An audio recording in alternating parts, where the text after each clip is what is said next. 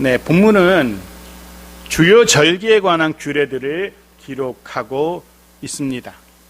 구체적으로 우리가 잘 알고 있는 안식에 관한 규례, 즉 안식일과 안식년의 규례와 무교절, 맥추절, 초막절로 대표되는 3대 절기에 관한 말씀이 기록되어 있습니다. 생각해 보십시오. 처음 먼 구약시대, 우리와 아무 상관없는 피 한 방울 섞이지 않은 이스라엘 공동체에 적용되었던 그 안식에 대한 규례, 또 3대 절기에 관한 규례가 오늘 2025년을 살아가는 우리에게 과연 어떤 의미가 있을런지, 그 말씀이 오늘 우리의 삶에 어떻게 적용될 수 있을런지, 오늘은 그런 부분들을 좀 고민해보고 묵상해 보려고 합니다. 10절부터 13절은 먼저 안식에 관한 규례를 우리에게 말씀해 주십니다. 먼저 10절 말씀 보죠. 같이 읽죠. 시작. 너는 6해 동안은 너의 땅에 파종하여 그 소산을 거두고 안식년에 관한 규례입니다. 중요한 것은, 전제가 되는 것은 이 안식에 관한 규례의 시작이, 이 안식의 규례에 관한 전제가 그 앞 6년 동안에 있다는 겁니다. 6년 동안에 일에 있다는 겁니다. 7년째의 안식년의 전제가 시작이 그 앞에 6년 동안의 일에 있다는 것을 기억해야 됩니다. 7째 해, 즉 안식년은 그 앞에 6년 동안의 최선을 다한 수고가 전제가 되어야 된다는 거죠. 대충 시간만 보내는, 빈둥거리면서 그렇게 맞이하는 7째 해, 안식의 해가 되어서는 안 된다는 겁니다. 6년 동안의 그 열심, 그 수고로 심고 파송하고 또 그 소산을 거두는 그런 수고가 매해마다 있어야 된다는 거죠. 그래야 7째 해에 그 거둔 소산들을 가지고 쉼을 누릴 수 있는 겁니다. 그것이 전제되는 겁니다. 물론 6년의 일과 7년째 쉼의 기초는, 기본은 하나님의 창조사역, 즉 6일간의 창조와 7째 날의 쉼을 근거로 하고 있죠. 또 말씀드리겠지만 우리의 쉼도, 저와 여러분의 쉼도 마찬가지입니다. 지난 한 주 그 무더위 속에서도 열심으로 해야 될 일들 땀 흘려 수고한 뒤에 쉼이어야 된다는 거죠. 이후로도 마찬가지입니다. 오늘 우리 7일째에 이 우리의 쉼이, 주일의 이 안식이 그런 수고한 이후의 쉼이어야 된다는 것 꼭 기억하십시오. 계속 봅시다. 11절 보죠. 같이 읽죠. 시작. 7째 해는 갈지 말고 묵혀두어서 내 백성의 가난한 자들이 먹게 하라. 그 남은 것은 들짐승이 먹으리라. 내 포도원과 감람원도 그리할지니라. 7째 해, 안식의 해를 말하는데요, 그 안식년이 되면 땅을 갈지 말아야 합니다. 당연히 땅을 갈지 않으니까 씨도 뿌리지 않습니다. 지난 그 해에, 지난 해의 겨울 추수가 끝난 상태 그대로 두는 겁니다. 더 이상 그 밭에 무슨 일을 수고를 하지 않습니다. 밭도 갈지 않고 씨도 뿌리지 않습니다. 물론 추수를 다 했지만 저절로, 그 땅에서 저절로 자라나는 작물들도 있을 겁니다. 그것도 손을 대지 않습니다. 그렇게 저절로 다 추수를 끝냈는데 뒤늦게 자란 작물들, 혹은 깜빡하고 수확하지 못한 것들, 그거 그대로 둡니다. 그것들은 가난한 이웃들이 수확해서 먹을 수 있도록, 혹은 배고픈 들짐승들이 먹을 수 있도록 그대로 내버려 둬야 됩니다. 논밭만 그렇게 하는 게 아닙니다. 포도원도 감람원도 그렇게 묵혀둡니다. 사실 포도원은, 그 포도를 통해서 얻게 되는 포도주는 사실은 그들에게 마실 물과도 같은 그런 생필품이었어요. 이스라엘 백성들에게 있어서 포도주는 우리의 식수와 비슷한 그런 역할을 합니다. 음료였던 겁니다. 매일같이 마셔야 되는 필수품이었어요. 감람원을 통해서 얻게 되는 감람유, 그 기름도 마찬가지입니다. 그들의 일상의 삶에서 절대로 없어서는 안 되는 그런 소중한 기름이죠. 그 기름은 밤을 밝히는 등불에 사용됩니다. 혹은 상처가 났을 때 그 상처를 아물게 하는 치료제로도 사용되는 것이 바로 감람유입니다. 없어서는 안 되죠. 절대로 없어서는 안 되는 마치 물과도 같은 포도주, 그리고 밤을 밝히는 등불에 필요한 기름, 감람유, 이것들 매해 수하게 돼야 될 것 같은데 그거 그냥 묵혀두라는 겁니다. 그렇게 꼭 필요한 것임에도 불구하고 7째 해에는 그 포도원도 감람원도 그대로 두라는 겁니다. 단순하게 생각해도 경제적으로 엄청난 손해처럼 생각되죠. 엄청난 손해입니다. 그런데 장기적으로 생각해 보면 경제적으로도 그다지 손해가 아니라는 것을 깨닫게 되죠. 땅은, 한 해를 쉰 땅은 그 지력을 회복하게 됩니다. 그 다음에는 갑절의 생산물을 토해내는 거죠. 생산량이 월등해지는 겁니다. 그 땅에서 일을 하게 된 노동자들, 일꾼들도 한 해 푹 쉬면서 말 그대로 재충전을 하게 됩니다. 그래서 그 다음에 일할 때는 더 기쁨으로, 더 감사함으로, 더 왕성하게 파종하고 수확을 할 수 있게 됩니다. 결국은 길게 보면 경제적으로도 그다지 손해가 아니라는 것을 알 수 있습니다. 그뿐만이 아닙니다. 말씀드린 것처럼 그냥 둔 그 땅에서 저절로 자라는 작물들, 그냥 둔 논과 밭에서 저절로 자라는 작물들을 통해서 들짐승들이, 또 이웃의 가난한 자들이, 소외된 자들이 모처럼 남의 눈치 보지 않고 양껏 배불리 수확해다가 먹을 수 있게 되는 거죠. 그런 과정들을 통해서 땅을 가진 자들만이 아니라 땅이 없는 자들도 한 해를 넉넉히 보낼 수 있게 됩니다. 해서 공동체 전체가 건강한 삶을 살아갈 수 있게 되는 겁니다. 그런 측면에서, 사회적인 측면에서, 관계적인 측면에서도 그 땅을 묵혀두는 것, 그것은 굉장히 유리한 측면이 있었던 거죠. 안식일의 규례도 마찬가지입니다. 좀 더 볼까요? 12절 같이 읽죠. 시작. 너는 엿새 동안에 내 일을 하고 7째 날에는 쉬라. 내 소와 나귀가 쉴 것이며 내 여종의 자식과 나그네가 숨을 돌리리라. 엿새 동안은 내 일을 하고, 안식일의 규례도 마찬가지입니다. 7째 날의 쉼, 안식일의 규례 역시 지난 6일 동안의 일을 전제로 하는 거죠. 이 일을 전제로 한, 이 일을 마치고 나서의 쉼인 겁니다. 안식일년도 마찬가지지만 안식일의 규례도 결코 그런 게으름이나 나태함을 인정하지 않습니다. 6일 동안 열심히 수고한 자이기 때문에 7째 날에 온전한 쉼이 가능한 거죠. 그리고 주목해야 될 표현은 이 7째 날이라는 표현입니다. 우리말 성경은 그냥 7째 날이라고 번역되었지만 원문의 의미는 그 7째 날입니다. 그 7째 날, 특정하게 지적하는 그런 7째 날이라는 거죠. 특별한, 이전의 6일과는 전혀 다른, 완전히 다른 그 7째 날이라는 그런 의미의 표현입니다. 그 7째 날이 어떤 날이기에 그렇게 특별한 날이라고 할 것인가, 하고 있는 것인가? 단순히 일을 하지 않는 그런 날이 아닌 겁니다. 단순한 쉼의 날이 아닌 겁니다. 사실 각각의 개인적으로 보면 6일 동안도 일이 없을 수 있죠. 매일 일할 수 있는 것도 아니잖아요. 무더우면 하루 쉴 수도 있는 것이고, 비가 많이 오면 하루 쉴 수도 있는 것이고, 그 6일 동안도 개인적으로 일이 없거나 일할 수 없을 때는 쉬어야 됩니다. 하지만 그런 쉼과 7째 날의 그 7째 날의 쉼은 전혀 다르다는 거죠.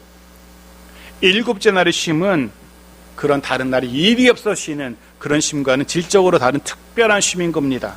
어떻게 특별합니까? 그날의 쉼은 하나님과의 교제를 통한 쉼의 날이기 때문에 그렇습니다.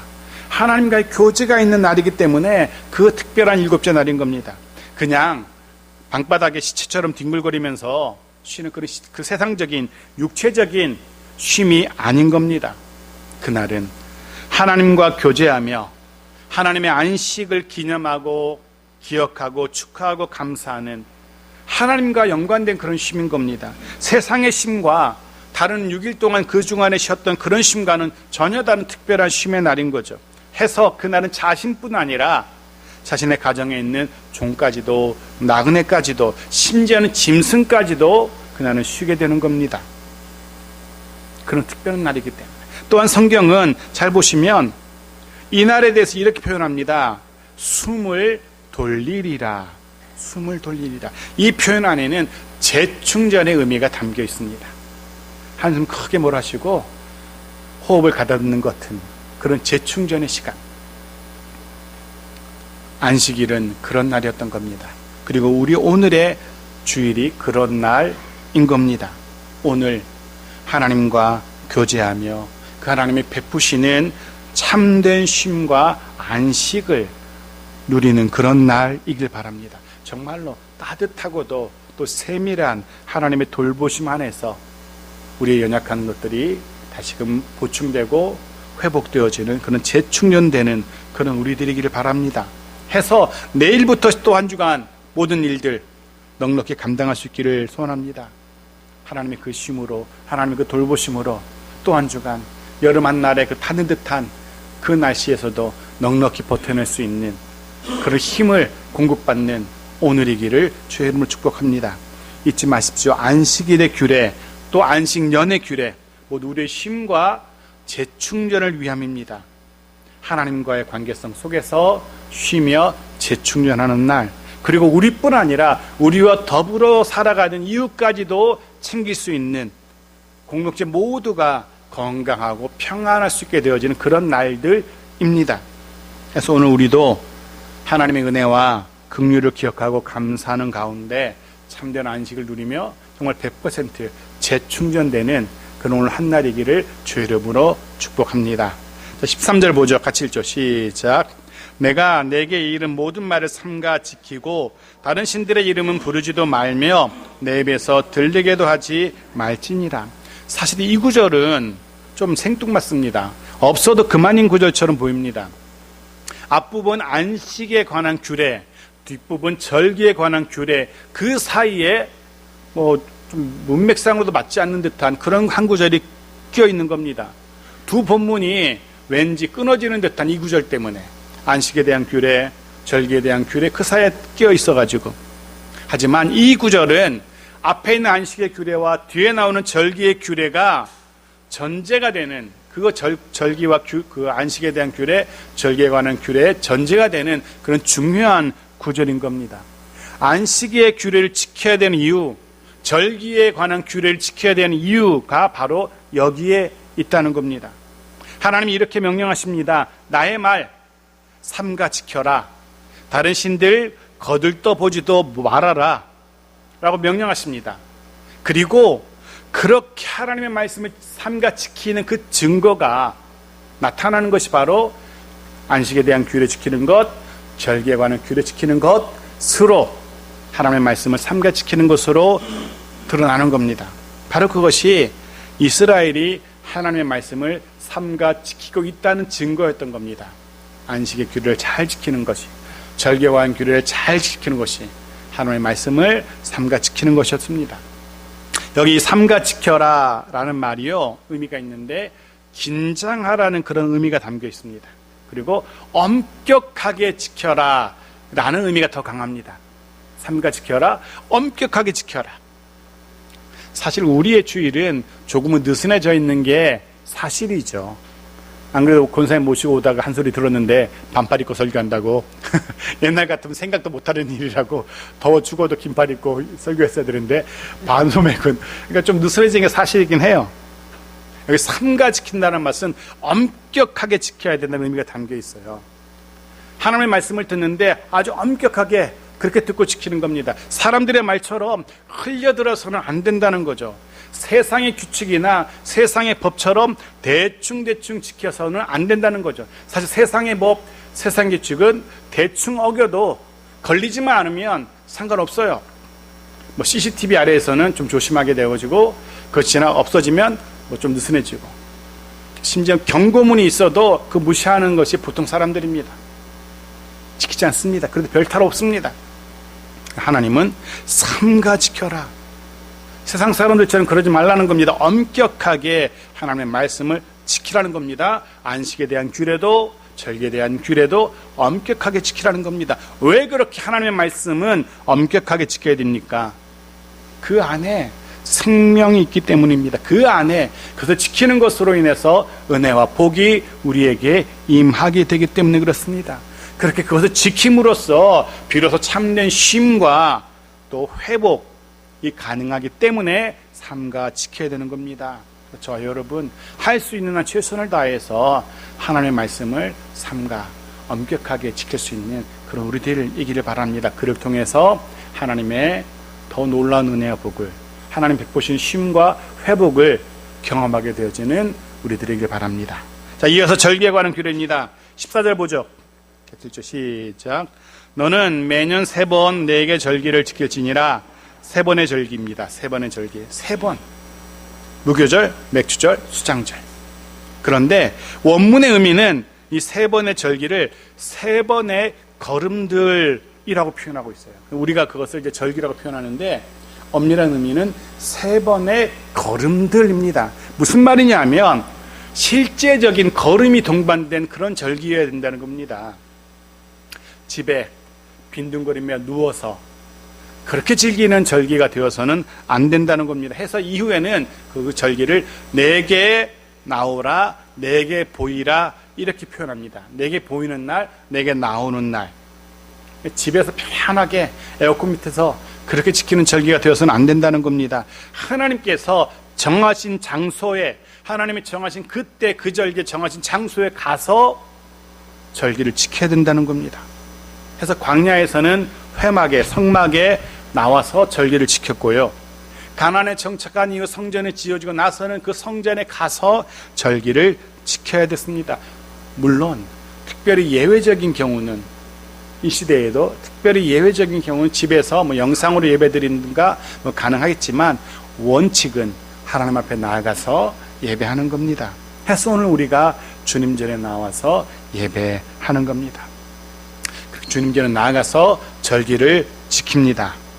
이 지키다는 단어도 이 안에는 춤추다, 그리고 춤추며 기뻐하는 것과 제사하다라는 말이 들어져 있습니다. 그 의미도 담겨 있습니다. 단순히 지키는 것은 아니라 기뻐하면서, 춤추듯이 기뻐하면서, 그리고 제사하듯이 경건하게, 그런 의미가 담긴 겁니다. 이 절기가 어떤 날인지 보여주는 그런 표현인 거죠. 그 안에는 기쁨이 있어야 되고요, 그 안에는 감사가 있어야 되고, 그 안에는 하나님을 향한 예배가 있어야 된다는 겁니다. 이스라엘의 절기는 그런 날이었어요. 하나님의 은혜를 향한, 은혜로 인한 기쁨과 감사, 그리고 제사. 우리의 예배도 그런 기쁨과 감사가 있길 바랍니다. 비록 짧은 시간이지만 이 공간에 머무는 동안 하나님이 베푸시는 하나님 안에서의 그 기쁨, 하나님으로 인한 감사, 그런 것들이 풍성한 그런 한날의 예배이기를 간절히 소원합니다. 자, 3가지 절기, 어떤 절기들인지 좀 더 봅시다. 15절 같이 읽죠. 시작. 너는 무교병의 절기를 지키라. 내가 네게 명령한 대로 아비벌의 정한 때에 이래 동안 무교병을 먹을지니 이는 그달에 내가 애굽에서 나왔음이라 빈손으로 내 앞에 나오지 말지니라. 첫 번째, 무교병의 절기, 무교절이죠. 이 절기는 지난 겨울에 심은 보리의 추수를 마친 후에 드렸던, 지켰던 절기입니다. 본문에는 아비벌이라고 표현되죠. 지금의 달력으로는 3월과 4월 사이의 날입니다. 이 절기에는 누룩이 들어가지 않은 그런 무교병을 먹어야 했습니다. 맛없는 그 빵을 먹어야 됐죠.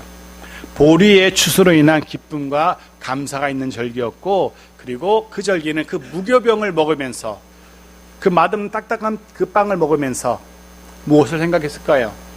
그 옛날 출애굽 당시에 조상들이 먹었던 그 빵과 그들의 삶을 기억하는 거죠. 그리고 그 속에서 함께 하셨던 하나님의 은혜를 회상하는 거죠. 그런 절기가 무교절의 절기였습니다. 물론 자신의 그날까지의 삶도 감사하는 겁니다. 추수하게 하신 하나님께 감사하는 그런 절기이기도 했습니다. 하나님의 은혜로, 하나님의 보호심으로 추수하게 되었다는 것을 감사하는 그런 절기이기도 했고요. 해서 그 절기에 하나님께 제사하러 나올 때는 절대로 빈손으로 나오지 말아야 했습니다. 양손 가득, 하나님께서 추수하게 하신 것에 감사하며 양손 가득 예물을 가지고 하나님 전에 나아옵니다. 수확한 보리의 이 예물은 하나님을 향한 감사의 증거였고, 그리고 이후로도 그 하나님만 섬기며 살겠노라는 신앙의 고백이었던 겁니다. 단순한 곡물이 아니었습니다. 단순한 예물이 아니었습니다. 우리의 예물 역시 그런 예물이어야 됩니다. 지난 한 주 동안, 혹은 지난 한 달 동안 베푸신 하나님의 은혜, 또 시작되는 한 주, 또 시작되는 한 달, 그 속에 임할 하나님의 은혜에 대한 기대, 이런 것들이 담겨 있어야 되는 거죠. 이후로도 하나님의 은혜 그 안에서, 그 돌보심 안에서 하나님만 섬기며 살겠노라는 그런 신앙의 고백에 담긴 그런 예물이어야 했습니다. 이스라엘의 예물은 그랬습니다. 두 번째 절기, 세 번째 절기도 보죠. 같이 읽죠. 시작. 맥추절을 즐기라. 이는 내가 수고하여 밭에 뿌린 것의 첫 열매를 거둠이니라. 수장절을 지키라. 이는 내가 수고하여 이룬 것을 연말에 밭에서부터 거두고 저장함이니라. 두 번째 절기는 맥추절입니다. 맥추절은 무교절 이후 50일째 되는 날 이어서 50, 오순, 5번의 순, 열, 5이 10번 지났다 해서 오순절이라고도 하고요. 혹은 77, 7일이 한 주간이 7번 지났다고 해서 77절이라고도 불리는 그런 절기입니다. 보리맥, 추수할주, 맥추라는 표현에 담겨 있듯이 이 절기 역시 보리의 추수와 연관이 있습니다. 정확하게는 무교절쯤에, 즉 겨울보리를 거두고 나서 저절로 자란 남은 보리들과 또 다른 곡물들을 추수한 뒤에 지키는 절기가 이 맥추절이었던 겁니다. 그리고 마지막 절기 수장절 역시 추수와 관련되죠. 말 그대로 이 절기는 연말 추운 겨울이 오기 전에 밭과 논의 모든 수확을 다 거둔 후에 거둔 것 창고에 다 저장하고 감사함으로 드렸던 예배 절기가 수장절입니다. 물론 이 절기에는 또한 특별하게 집이 아니라 하나님 앞에 예배하고 그 이후 일주일 동안 거친 광야에 나가서 텐트 초막을 짓고 거기서 한 주간을 보내게 됩니다. 해서 이 절기는 초막절이라고도 부르죠.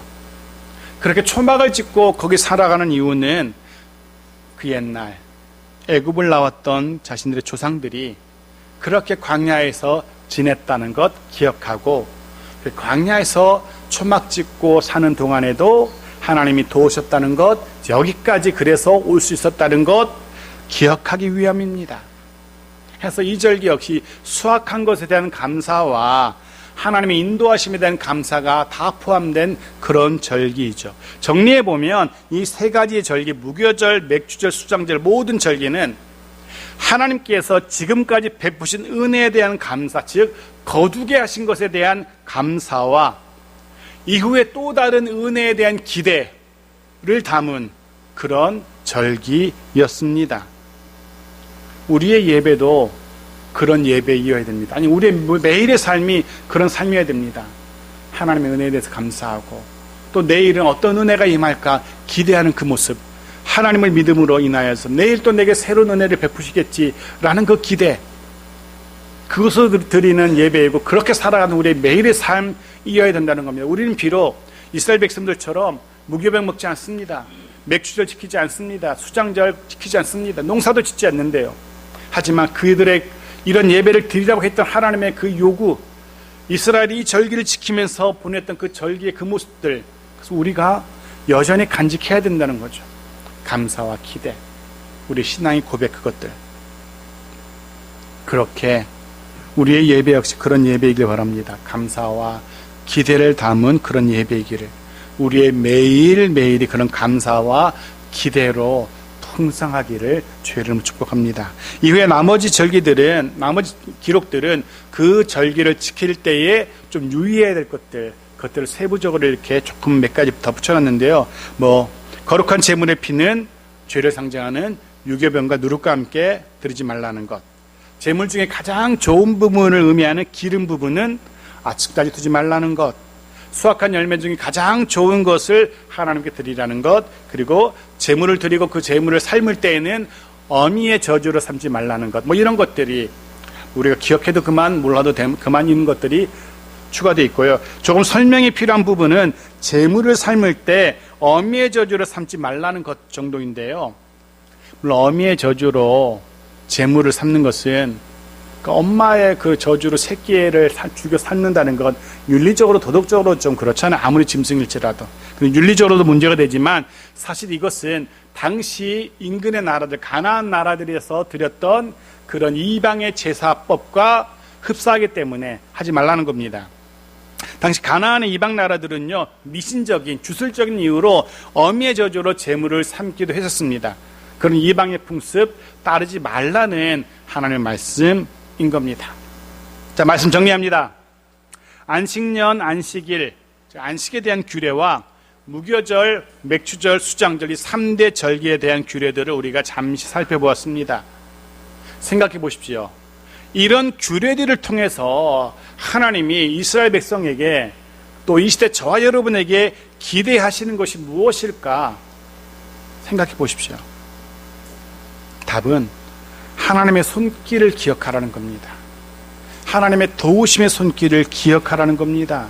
그 하나님의 도우심, 그 은혜, 그 자비, 긍휼 기억하고 감사하며 살아가라는 겁니다. 하나님은 이스라엘이 그런 공동체를 원했습니다. 매일의 삶 속에서 하나님의 도우심을, 그 은혜를 기억하며 감사하며 살아가는 공동체, 하나님이 이스라엘에게 기대하신 모습입니다. 그리고 오늘 저와 여러분에게 기대하시는 모습이기도 합니다. 그래서 이후로도 하나님의 인도하심만을 기대하며 그 인도하심만을 따라 살아가는 저와 여러분의 매일의 삶이기를, 우리의 공동체가 그런 신앙 공동체이기를 소원합니다. 그것이 하나님 기대입니다.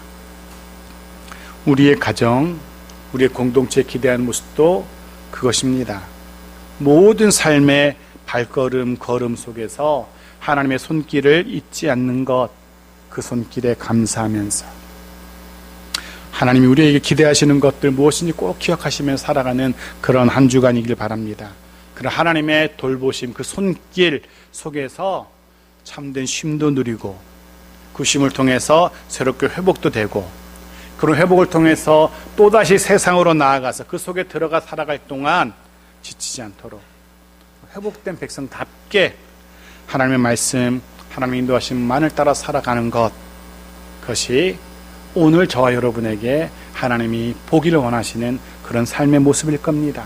그 모습 그대로 하나님의 기대를 그렇게 만족시켜드리는 그런 저와 여러분의 또 한 주간의 삶이기를 주의 이름으로 소원하며 축복합니다.